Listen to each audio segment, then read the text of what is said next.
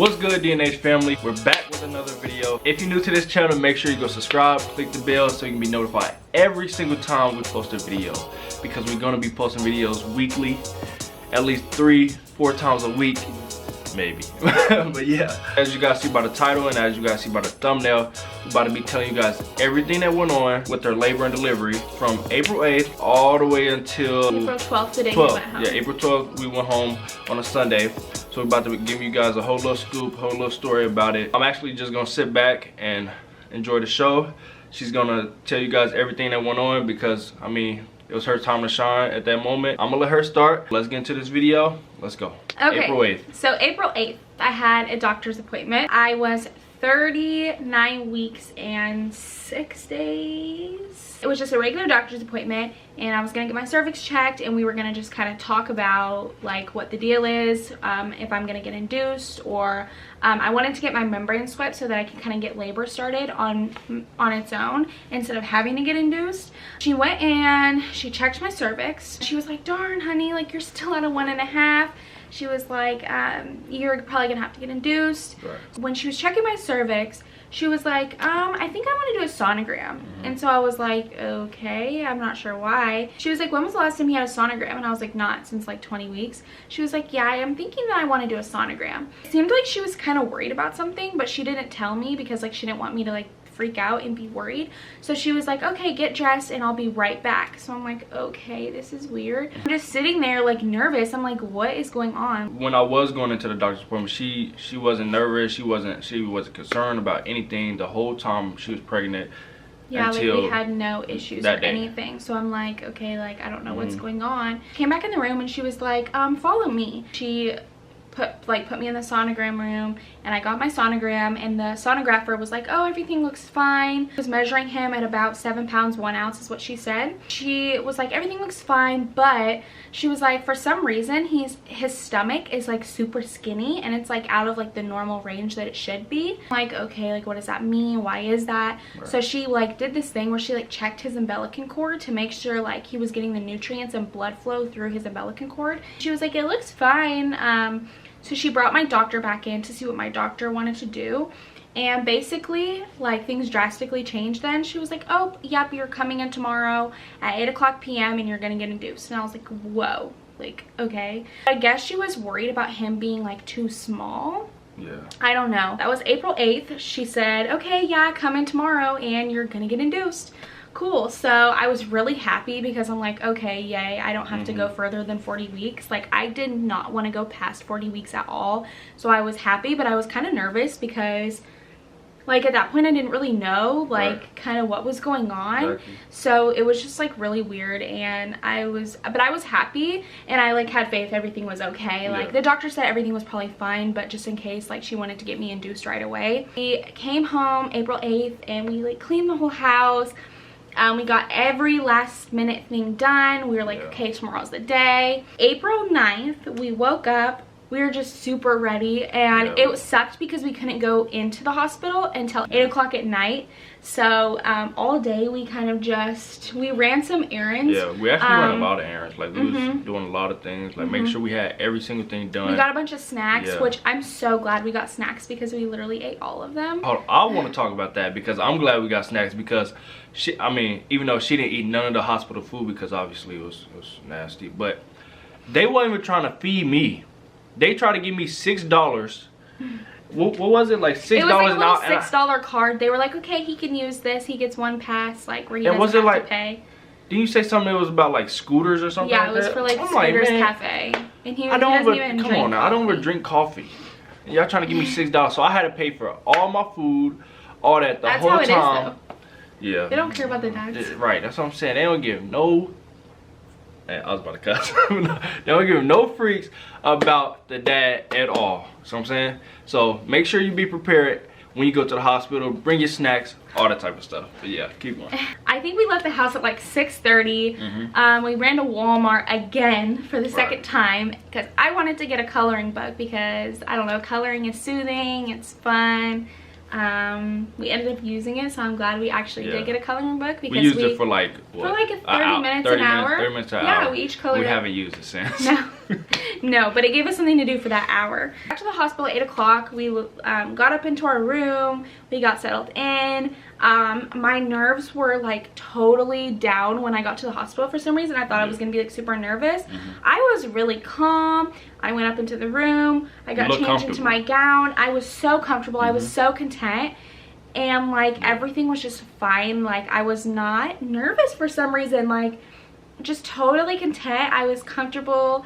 Our nurse came in. She said, okay, since you're here to be induced, it's kind of a long process, so here's the rundown. So she gave us a little rundown, and basically she said, right now at this moment, I'm gonna come in and I'm gonna give you a cervix softener so your cervix softens so that you can start to dilate faster. She came in and gave that to me. And once that was in, she gave me the next rundown. She was like, well, basically this is gonna be in all night long, and then I'll pull it at 6 in the morning. You can get up then and you can take a shower and do what you wanna do. By 6:30 is when we're gonna have you get back in bed, and we're gonna give you Pitocin. If you don't know what Pitocin is a medicine they give you when you're induced through your IV. So it starts to like get your labor going. It starts to dilate you. At this point, it was like 10 o'clock at night, and she was like, yep, so you're not gonna be, nothing's gonna happen till tomorrow morning. You're just gonna try to get some rest tonight while your medicine is up in there trying to soften your cervix. So I'm like, okay, cool, like this is fine. Right. She was like, okay, make sure you eat something because you have until 12 a.m. and then you can't eat after that. Terrell and I literally sat there and we colored, we watched a movie. I had some snacks before I couldn't eat anymore. Around 12:20, we decided, okay, we need to get some rest because we have a huge day tomorrow. Right. Things change here. We turn off the lights, we put our coloring book away, we get in bed. Right. Terrell has this little setup on the couch. I'm comfortable in my hospital bed. I don't know how I was comfortable, but I brought my own pillow and blanket, so it made me just like, you know, feel a little bit more like home. Right. I turned over and I got all snuggled in, and all of a sudden I just felt like a gush. And it was like super warm down there. Like it was just like a big pop and then gush. And I'm like, did my medicine just fall out? I look at Terrell and I'm like, I think my medicine just fell out. And then it kept coming. Like it kept coming. And I'm like, I'm definitely not peeing myself. Like this is not pee. So I lifted up my gown and I'm like, spread my legs apart. And I'm like, Terrell, what is going on down there? Like, did my water just break? Because I'm pretty sure it did. He looks down there and he's like, oh yeah, like it's just coming out. Like it was still gushing, coming out. I was like, dang. All over my bed, all over me, all over my gown, all over. Right. So I was like, oh yeah, that's my water. I pressed the little button that calls the nurse, and she said, yeah. And I'm like, yeah, I think my water just broke. She came right in. She looked and she was like, wow, yeah, that was your water. Whatever that cervix softener did, it broke my water, which was really good, because usually when you get induced, you have to get your water broken. Like your doctor will come and break it, but mine broke on its own. So my body was starting to kind of do it on its own. So that was really good. And that sped up the whole process, because once my water broke, it was 12:30 a.m. when my water broke. I wasn't supposed to get my Pitocin until 6:30 that morning. She said, well, now your water broke, so here goes your Pitocin. Yeah. So she started the Pitocin through my IV, and right after my water broke and right after that Pitocin started to go through me, my contractions just started going. They were so painful, and they were like literally back to back, like super close, and I was in a lot of pain. I was only 2 centimeters dilated. The nurse had kept telling me, before you know that you want to get it, tell me an hour before so I can come in and like get you prepared for the epidural. Okay, like I kind of just want to wait it out. And my contractions, I was laying there just like trying to sleep, and my contractions were just super painful. And I was like, okay, I think I'm ready. I don't know if you can like hear, but like in the video I basically said, like during our labor video, I was like, having a contraction, and I'm like, okay, I'm ready for the epidural. And he cut the camera. I called her and I was like, hey, I want the epidural.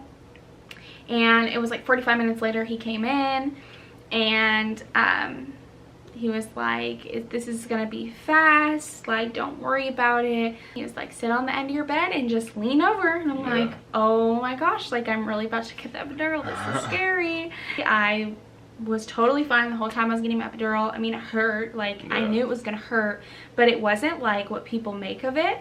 I think that the thing that worked for me was in my head I wasn't thinking about it. I wasn't like thinking about, oh, there's this big of a needle like being stuck into my back. I was just more like, okay, like let's sit here and be calm so we can get this done so that your labor is, you know, not painful anymore. Like, so let's just get this done. Terrell sat there and held my hand, and I remember just squeezing his hand so hard, really, really hard, so that I didn't jump or move or anything, so that the epidural didn't mess up.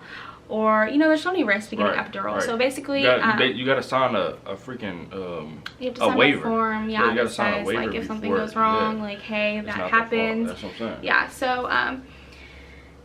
So yeah, I got it done, and he was basically like, you should be really proud of yourself. He was like, you did a really good job. As you guys see in the video, she did do good. Like, we watched so many YouTube videos and so many birth vlogs before she ended up going in to do it herself, and we've seen people get the epidural and they're actually like jumping and moving and stuff like that, and that's the scary part. Like, you just, and like you said in your head, like you don't want to move because there's so many risks to it. Like you can paralyze yourself. Nah.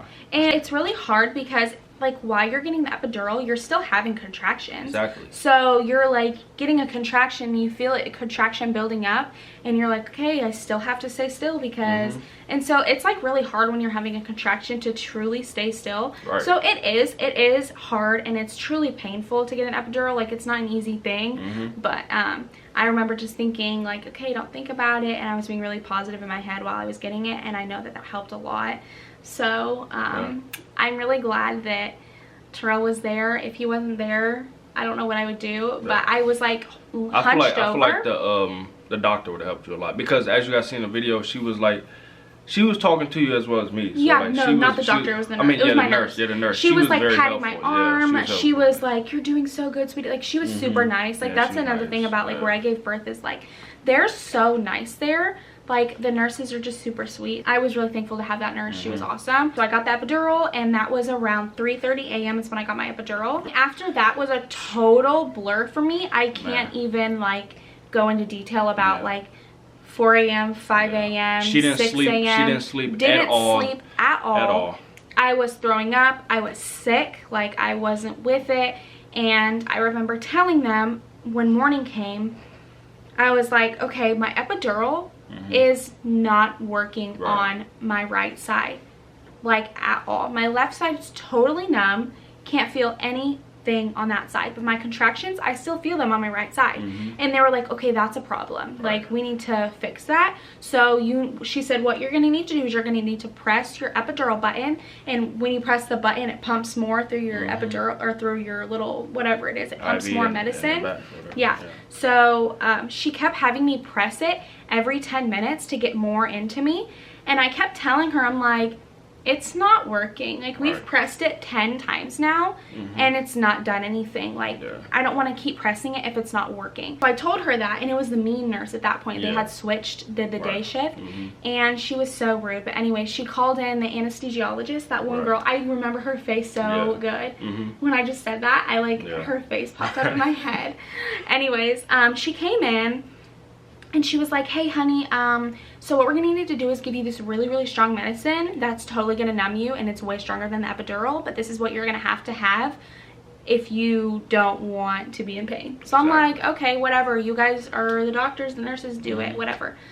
Little did I know that after they gave me that medicine, yes, it numbed me totally. Like, I couldn't feel anything after that, but it made me so sick. It made me so loopy and so out of it, which I already was so exhausted because I hadn't slept. After whatever medicine it was, I have no idea what it was. It was so strong though, and it worked literally within 5 minutes after she put it through me. It was already numbing. I just remember throwing up after that, like non-stop throwing up. I was so sick, so out of it. I felt terrible because I was literally going in and out, in and out. I remember the nurse like, okay, like, we should check you again. We haven't checked you since last night. She checked me, and she was like, darn, you're only at a 2 centimeters. And I was like, what? I was like, it's been all night. Like, what's going on? She checked me, 2 centimeters. 30 minutes later, my doctor finally arrived because she's not an on-call doctor, so she didn't get there for her shift until like 9 in the morning. Yeah, it was like 9 in the morning. It was like 9. And she didn't come in until like 9:30. Yeah. After that, whatever. She came in and she was like, okay, honey, I'm going to check you again. I know they just checked you, but I'm going to just check you again. She checked me and she was like, oh, you're at an 8 centimeters. And the nurse that just got done checking me 30 minutes ago, she was like, I just checked her. Like, she was stuck at a 2. She's been at a 2 all night long. My doctor, she like went even further. She's like, no, you're at like a 9 actually. My nurse was like, whoa, like, okay, whatever that medicine we just gave her through the epidural, that did it. Because it was right after that I just went. I literally went from 2 centimeters to 9 centimeters in 30 minutes. I swear to God.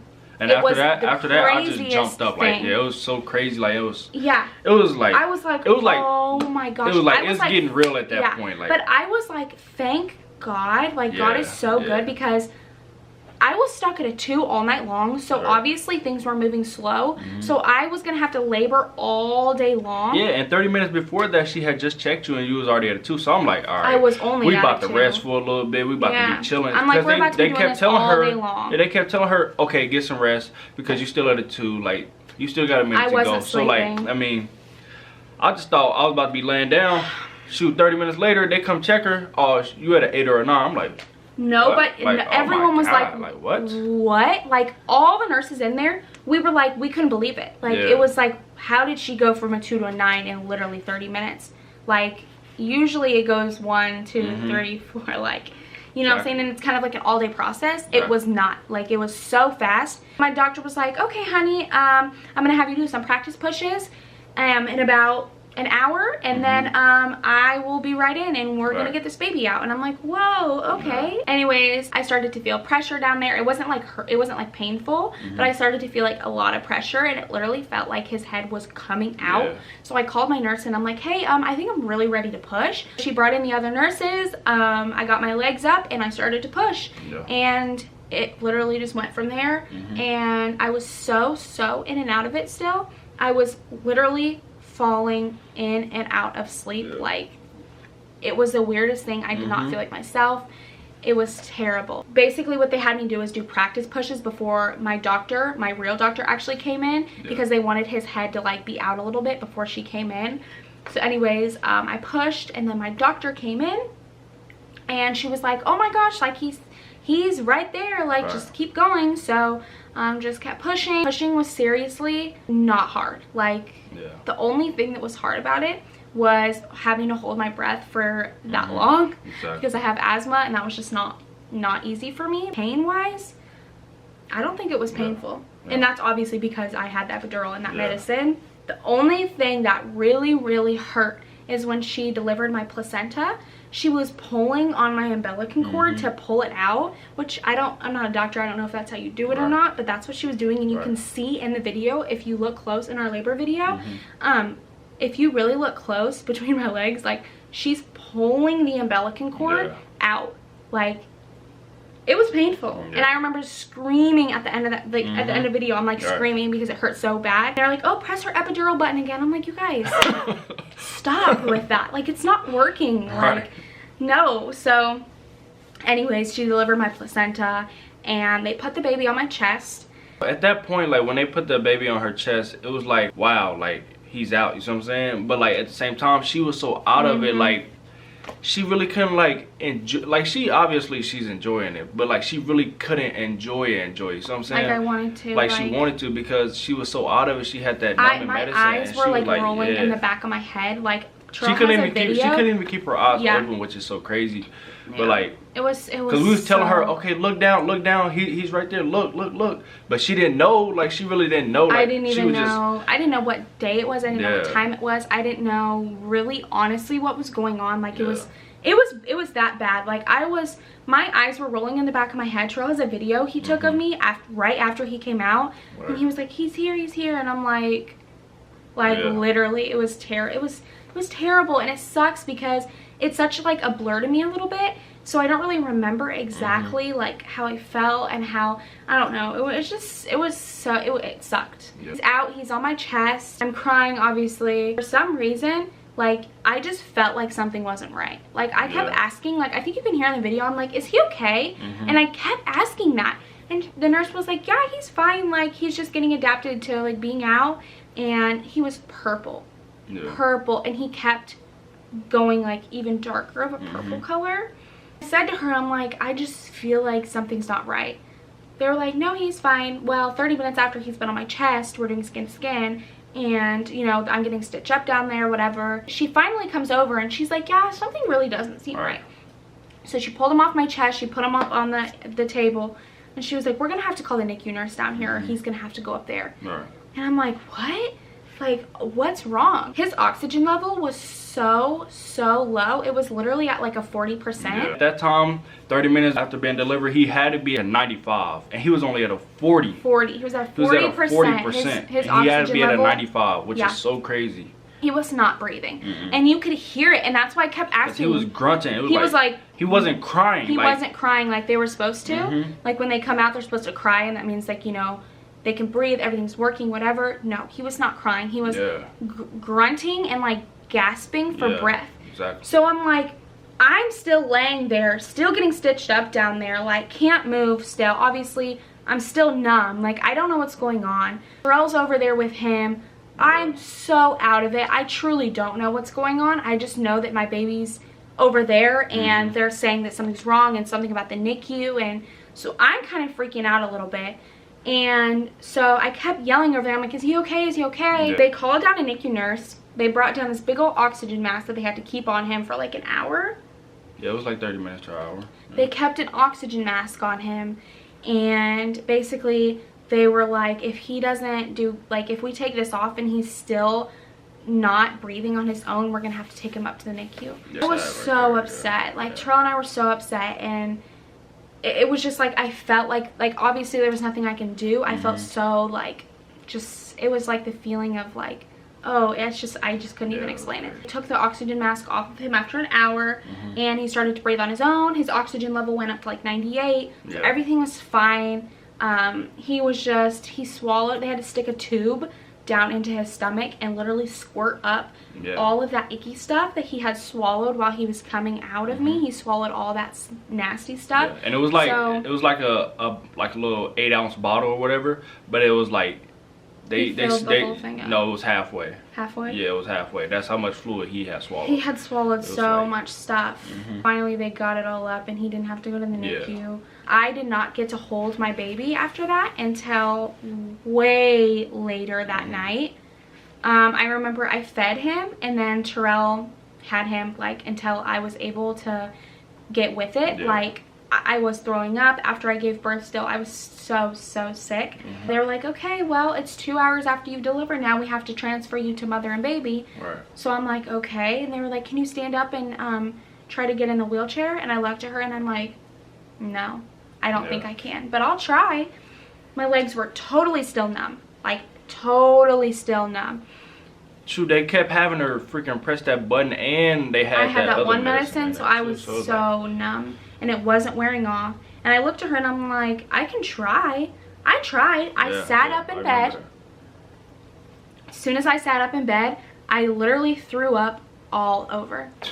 And the nurse was so mean. And she was like, she just wasn't patient. Like, she wasn't patient at all. She was getting so frustrated with me because I kept throwing up, but I obviously couldn't help it. I was so out of it and so sick. She was making me feel worse, but it wasn't really phasing me. Like, I wasn't really worried about her, but she was just being so rude to me. So she literally had to transfer me on my hospital bed. They had to roll me all the way into the elevator, all the way upstairs on my hospital bed. So they just, you know, the hospital beds have wheels. They rolled that big old hospital bed all the way up to the next floor. We went on the elevator, and I remember just like being, that whole time we were on the elevator and when they were rolling me down the halls, I was like, oh my gosh, I was not with it. Like, not at all. I was, it was bad. Plus, I hadn't eaten since the night before. So I had had all that medicine on top of not eating. Once I got in mother and baby, I got in, I had a new nurse, thank goodness. And I started to, you know, try and eat a little bit slowly, and I started to get back with it. Like, get it you know, everything started to wear off.